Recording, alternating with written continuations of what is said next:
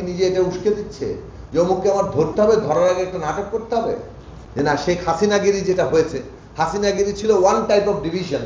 নতুন রাজনৈতিক বন্দোবস্ত মানে নতুন ক্ষমতা ব্যবস্থা, যেটা আলটিমেট লক্ষ্য হচ্ছে একটা ইনক্লুসিভ ব্যবস্থা।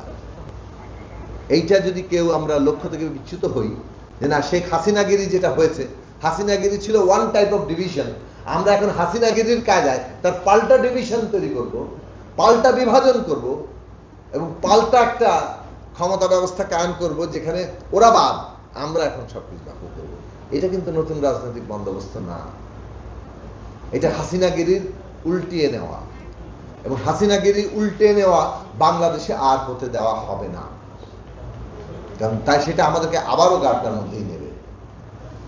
এই ব্যাপারে আমাদের সকলের সচেতন থাকা দরকার। মব জাস্টিস তাহলে জিনিসটা কি? প্রথমত মবের সাথে জাস্টিস কথাটা কোনো যায় না, যদি আমরা জাস্টিসকে একটা ন্যায় বিচার হিসেবে ধরি। মব আক্রমণ করছে। এখন আপনি মানে এই যে আজকে মাননীয় প্রধান উপদেষ্টার প্রেস সেক্রেটারি এটা বললেন যে মব না প্রেশার গ্রুপ, মানেটা কি? প্রেশার গ্রুপ জিনিসটা কি? আপনি যদি মনে করেন যে অমুক ব্যক্তি অন্যায় করেছে, তার শাস্তি হওয়া দরকার, তা আপনি যে আপনার সভা সমাবেশ করার জায়গা আছে, তার বাড়িতে হামলা করা আপনার মানে এখন কর্তব্য না। যদি সরকার মনে করে যে তাহলে সরকার কি নিজে এটা উস্কে দিচ্ছে যে অমুককে আমার ধরতে হবে, ধরার আগে একটা নাটক করতে হবে? টানা সপ্তমবারের মতো বেস্ট টিস্যু পেপার ব্র্যান্ড হিসেবে স্বীকৃতি পেয়েছে বসুন্ধরা টিস্যু। এ কি আশ্চর্য ব্যাপার! শেখ হাসিনা যেমন করতো, কাউকে আগে অ্যারেস্ট করার আগে তাকে হয় একটা তার নামে একটা তাকে একটা নাম প্লট তৈরি করতো, হয় তাকে একটা মানে give a bad name first. আপনার বহুজনের ক্ষেত্রে এটা বলা যাবে।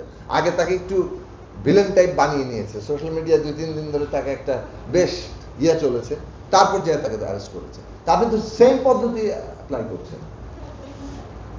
আপনাকে 3টা নির্বাচন নিয়ে নির্বাচন কমিশনকে জবাবদিহির আওতায় আনার জন্য বহু আগে থেকেই রাজনৈতিক দলগুলো বলেছে, আমরা বলেছি, সকলেই বলেছে জবাবদিহির আওতায় আনেন, আপনারা সেই অনুযায়ী পদক্ষেপ নেন, তারপর তাদেরকে যদি বিচারিক জায়গায় নিতে হয় তো বিচারিক প্রক্রিয়ার মধ্যে ঢুকেন।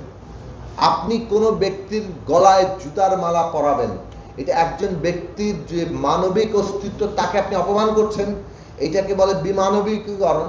একজন সর্বোচ্চ অপরাধীকেও তা করা হয় না, কারণ অপরাধীকেও ফাঁসি দিলেও তারও কতগুলো মানবিক অধিকারকে স্বীকার করে নিয়ে কিন্তু সেই কাজটা করা হয়। আপনি এটা করতে পারেন না। এই যে উদাহরণ তৈরি করছেন, উদাহরণ কিন্তু ফেরত আসবে। এইটা আমরা বলেছি যে মবের জায়গা নেই। জনগণ রাজনৈতিক সংগ্রাম করে, সেটা মব না, সেটা পরিষ্কার উদ্দেশ্য থাকে। তো মব আর গণতন্ত্র, গণতন্ত্রের জন্য রাজনৈতিক সংগ্রাম, এই দুটোকে এক মিলিয়ে ফেলা যাবে না। ভবিষ্যতে এরকম দাঁড়াবে রাজনৈতিক সংগ্রাম আর মব যেন একই জিনিস। ফলে মবকে জাস্টিফাই করার কোন রকম সুযোগ নাই। মব কোন গণতান্ত্রিক ব্যবস্থার অংশ নয়, তাহলে রাষ্ট্র তার নিজের অস্তিত্বকে আসলে নাই করে।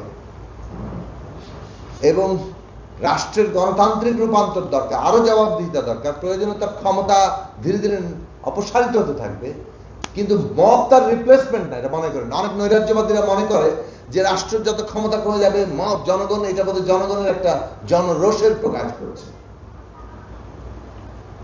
এই জনরোষ কিন্তু নানান ভাবে হাজির হতে পারে, এটাকে যদি জনরোষ হিসেবে স্বীকৃতি দেওয়া হয়।